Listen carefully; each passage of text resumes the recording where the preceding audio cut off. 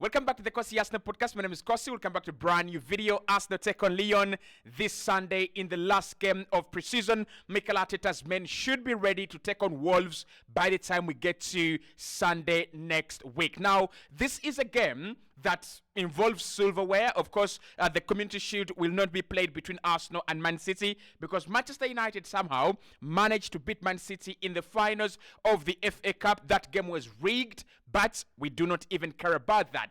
We are going to be playing the Emirates Cup. Arsenal take on LYON, and LYON have always been a very good team. Last season they had a bit of a setback. They had a bit of a bad season, but towards the end of the season they actually turned their fortunes around and they played some good football. But I mean, LYON last season were nearly getting relegated. So we're going to be diving into the starting 11. Which players do we have to put out? In my opinion, this is the game that Mikel Arteta plays every player, every member of the team that is actually going to be used next season. Now, what I understand is that Lewis Skelly and Ethan Nwaneri are going to be part of the Arsenal first team come this season. The way you've seen Bob and the other young boys at Manchester City. So Arsenal are also going to be integrating another pair of youngsters, and that's going to be Lewis Skelly, and that's also going to be Ethan Nwaneri. I kind of feel like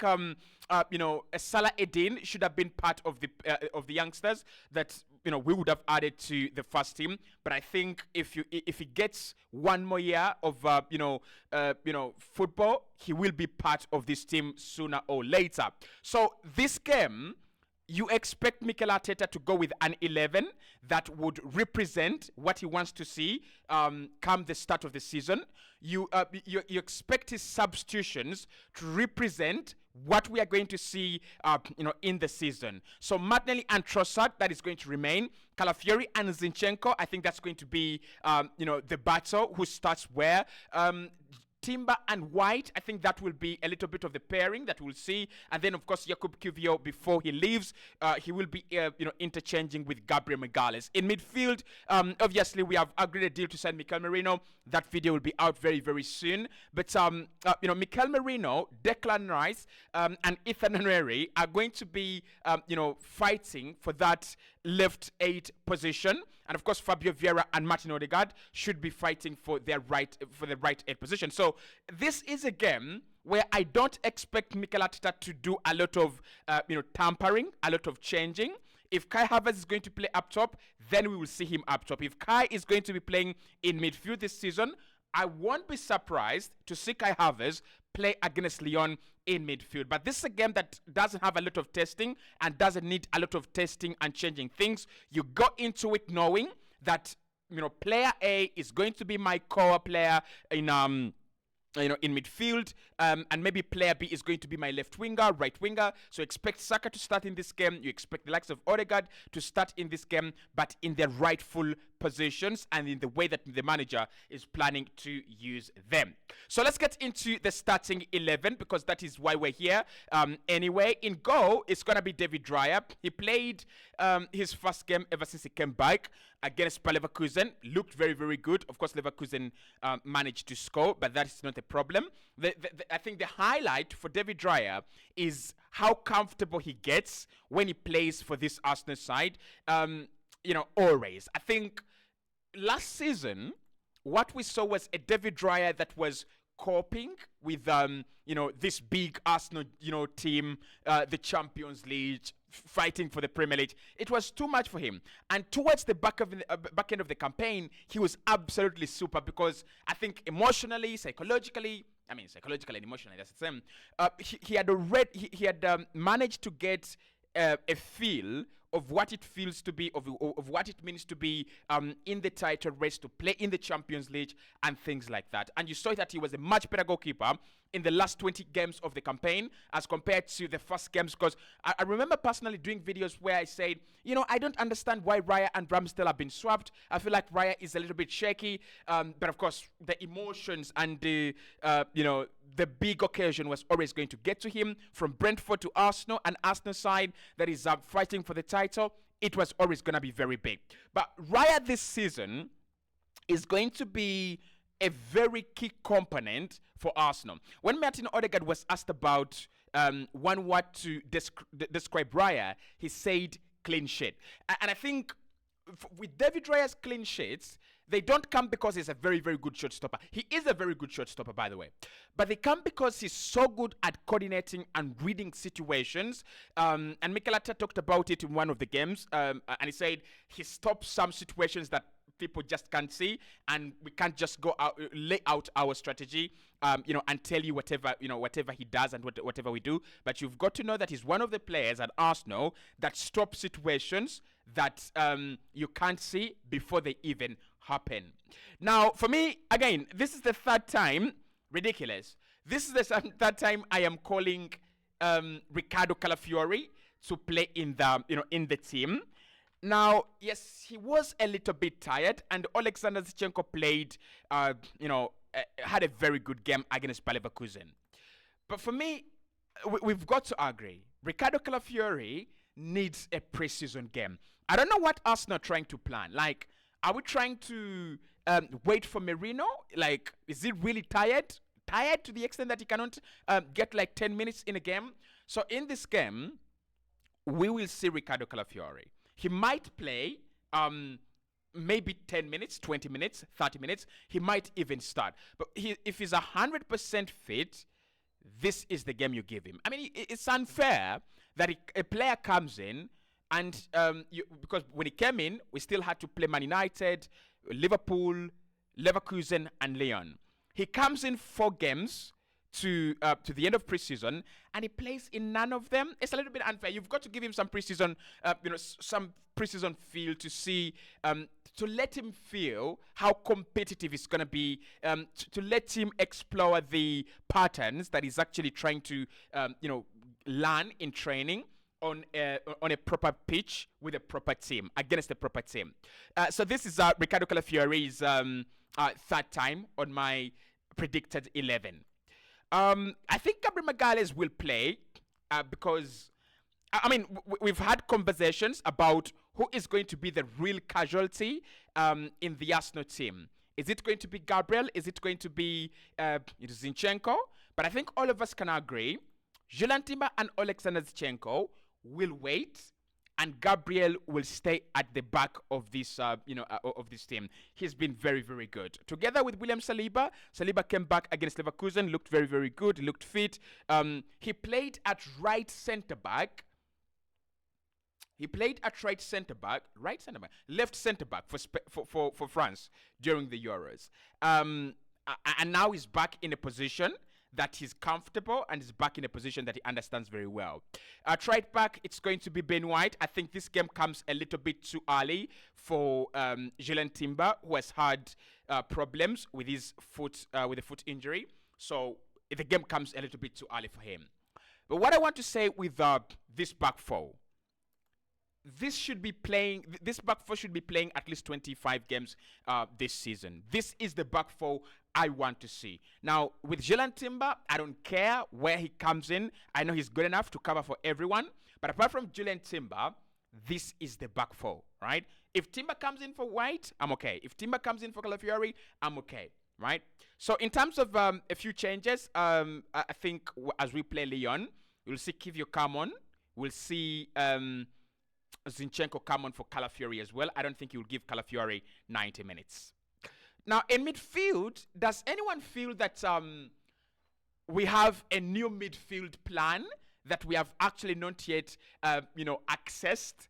Because that is how I feel. I kind of feel like this season is going to be a season with a new midfield. And against Leverkusen, what we saw Mikel Arteta, play with, we saw him go with Jorginho at the best of the midfield. Then he played Kai Havertz in midfield as well, and he also played Odegaard. That is not anywhere close or anywhere near what we are going to see this season. So this is what I think we're going to see this season, and this is what we're going to see against Lyon. Declan Rice, for the first time, is going to start, not for the first time, he's played there before, he's going to start this game, I hope I find him, at the best of the midfield. It's not going to be Jorginho. It could be Jorginho, don't get me wrong, it could be, but I think it's going to be the one that plays a little bit as the best of the midfield. Then alongside him, obviously we know that Odegaard is untouchable, undroppable. Unless you want problems with Arsenal fans, you don't talk about Odegaard, you don't touch him. So Odegaard, the captain, in this right half space right there. On the left-hand side, I'm going to make a very, very interesting shout here. On the left-hand side, this season, we will see an exchange between Havertz, Merino, and Ethan Nwaneri if Arsenal sign a striker. So for purposes of this game, I'm going to go Havertz. Bear with me. You're going to understand where I've gone with Havertz. We're going to go with Havertz, and I think we have a problem here, right? We have a problem that we need to talk about. So, Havertz, again, playing in this left half space. And of course, with Havertz here, this is how it looks like. It would look like. Havertz looks to get, forward more from that position. Of course, Declan Rice looks to cover the space that is left by Havertz and Odegaard as well. And then Odegaard will be looking to just be right up the shoulder of Declan Rice, right? So you have Kai Havertz, going as advanced as into the penalty area most of the time. But I think this is what our midfield will look like a lot of the time, especially if we get to sign a player like Mikel Merino. Now, why I'm saying that Kai might play in midfield a lot of the time this season is because Arsenal want a striker.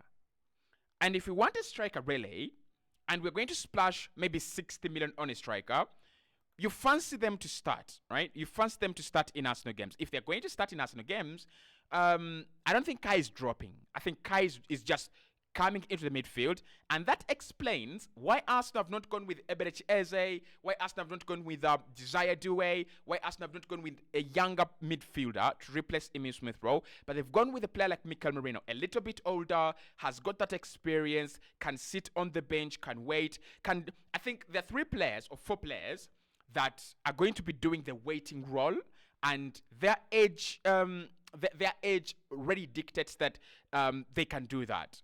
Merino is one, he's 28. Partey is the other, he's 31, 32.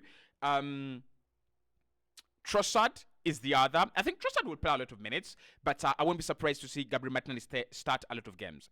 Trossard is the other, and then who else did I want to say? Partey, Merino, Trossard. Yeah, that's it. And Jorginho, right? Partey, Merino, Jorginho, and Trossard. Those 4, when you think about their, age bracket, I think their role at Arsenal is to provide cover and provide that, experience, come on to control games, come on to change games with their pedigree and experience as compared to, starting each and every game. So don't be surprised, guys, if, again, we go back to square root 1, especially if Arsenal sign a striker, and this is our midfield, okay? I really don't have a problem with it. I just don't want Kai in midfield.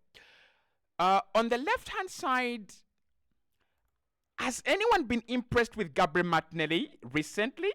Because I have not been impressed with him. I have not been impressed with him at all. And that is not because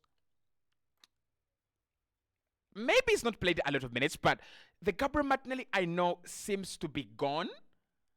But I would love to see him start like the first 5 games of the season, and we see how he actually, responds to that. Saka is back, and he came back with an assist in the Leverkusen game for goal number 4. So you can always trust him. He's reliable, and he is our star boy. And then Gabriel Jesus. So one of the major changes, and this is, with Gabriel Jesus, he's a top earner at the club, but also is one of the players that the manager likes a lot and the manager believes in a lot. I mean, we're talking a player that is, that was signed from Man City, a rival, and whenever he's fit, he gets minutes. Now, of course, his quality is different, and Mikel Arteta has been talking about him, and he says, he's a player that gives you many things that other players don't. but also his body language, guys. His body language and body shape, he looks good. I mean, determination, power, drive. Yeah, there is something different about him. And maybe it's not even different because that is the Gabriel Jesus we saw in preseason when we had just signed him. That's the Gabriel Jesus we saw, in the first part of the campaign before he picked up that nasty World Cup injury. So we might have our Gabi Jesus back. And I think Gabriel Jesus is going to be playing a lot of minutes in this Arsenal team, starting a lot of games. We've talked about him scoring goals and not scoring goals. Maybe Mikel Arteta thinks that is not what is very, very important when it comes to Gabriel Jesus. He's got a couple of things to offer.